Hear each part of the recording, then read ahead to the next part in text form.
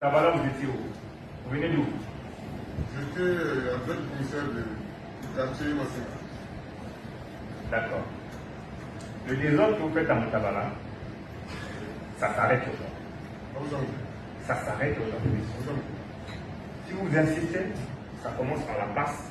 Et ensuite, vous allez faire votre police à Epena ou à Gano. Est-ce que c'est clair? Votre affaire d'auxiliaire de police, ça s'arrête aujourd'hui. Si on se comprend, c'est bien. Si on ne se comprend pas, je vais vous l'imposer. Vous voulez vous comporter en délinquant, je vais vous traiter comme des délinquants.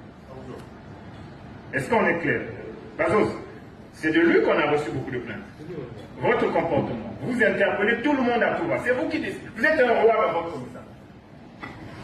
Je vous mets en sursis, monsieur. Vous êtes en sursis. Vous connaissez la nommée Paloma. Ce monsieur en sursis. Regardez ces pratiques à Moutabala. Je n'accepterai plus. Votre désordre là, tu vas le faire au village. Tu te comprends? Bon, parfois c'est un problème de niveau. Tu sais écrire et lire, toi. Bien, mais si tu sais écrire et lire, pourquoi tu fais le désordre? Ça s'arrête aujourd'hui. Si dans vos commissariats, vous avez encore des auxiliaires, tu vois, tu appelles le cousin, tu dis, bon, Balobi, Tikanan Nandako, attends le recrutement. Comme vous savez comment on recrute. Vous êtes sur le lieutenant, c'est ça? Donc, vous venez le franchir. D'accord. Je vais vous avoir à l'œil. Papa, désordre, nana kokaka désordre. Moi, je n'arrive pas. Parfois, on a quand même noté, mais je n'arrive pas. On remet les compteurs à zéro.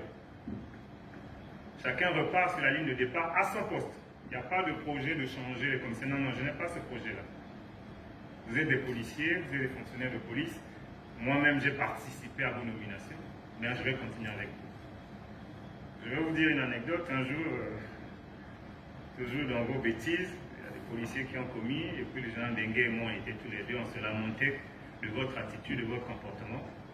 Et il me dit, ah non, mon petit, moi là, je vais quitter, il faut que je quitte votre affaire de police. J'ai dit, non, il ne faut pas partir, mon général, c'est vous qui les avez pris. Vous avez participé à leur recrutement, ne partez pas encore. Et on a rigolé. On avait des moments comme ça où on arrivait à rigoler. En réalité, vous êtes là parce que je l'ai voulu. Vous êtes là parce que Jean Dengue m'a demandé mon avis. On continue. Je parle là devant le commandant en second. Il n'y a pas un projet de changer les gens. On n'a pas ce projet-là. Vous êtes des policiers. Vous êtes avec nous. Ça fait des années que vous travaillez. On continue ensemble. Mais, parce qu'il y a un mais, si je remets les compteurs à zéro, celui qui commet, celui qui tombe, on va en reparler tout à l'heure, qui retombe ou qui tombe dans les bêtises habituelles, je le débarque. Nous le débarquons sans état d'âme. Ceux qui me connaissent savent de quoi je parle. Ceux qui me connaissent savent que je ne dis pas des mots en l'air. On ne vise personne. Vous allez remarquer, on va continuer avec tout le monde. Moi, je n'ai aucun problème avec ça. Aucun. Mais il y a des choses, on va en parler tout à l'heure. Vous savez ce que la population, vous savez ce que les citoyens, vous savez ce que la hiérarchie vous reproche. Nous reproche à nous tous. On va essayer de s'amender. Si on faisait déjà bien, on s'améliore. Si on faisait mal, on se réajuste. Ça vous concerne tous. Chacun dans son poste. Chacun à son poste. Chacun à sa fonction. Améliorez vos pratiques. Ceux qui faisaient bien, parfois je les cite, on améliore. Ceux qui faisaient mal, réajustez-vous. Ajustez-vous, mais de vous-même. Parce que je vous assure que moi, je suis très intolérant dans le désordre. Je n'accepte pas le désordre. Je n'accepte pas votre désordre. Je ne l'accepterai jamais. J'étais adjoint, déjà que je ne l'acceptais pas. Maintenant que c'est moi le chef, ça va être pire pour vous. Non. Vous savez ce qu'on nous reproche. On est des grands garçons. C'est pour ça qu'il n'y a pas la presse ici. On est des grands garçons. On retourne ensemble. On travaille. Nous, on est chefs parce que vous existez. Il n'y a pas de chef sans collaborateur, les gars. On est chef parce que vous existez, parce que vous travaillez.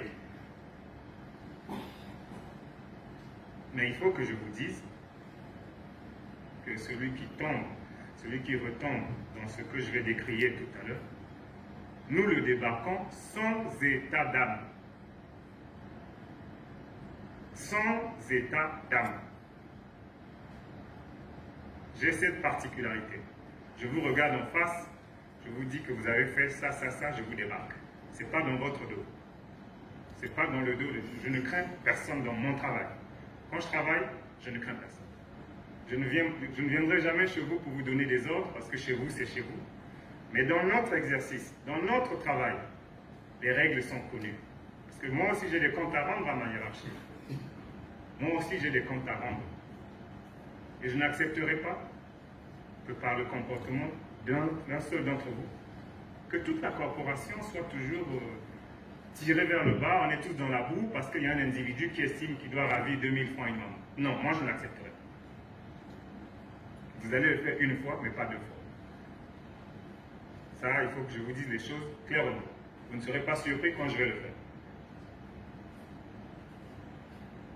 Je continue avec tout le monde. On fait table rase. Celui qui était en prison, on a fait l'amnistie, on a fait l'affaire, on a oublié qu'il était en prison. On a oublié qu'il avait commis. Je vais oublier. Mais à condition que chacun se réajuste. À condition que chacun tire aussi des leçons. Vous êtes des grands garçons. Bon, beaucoup sont plus jeunes que moi, mais certains aussi sont plus vieux. Si vous le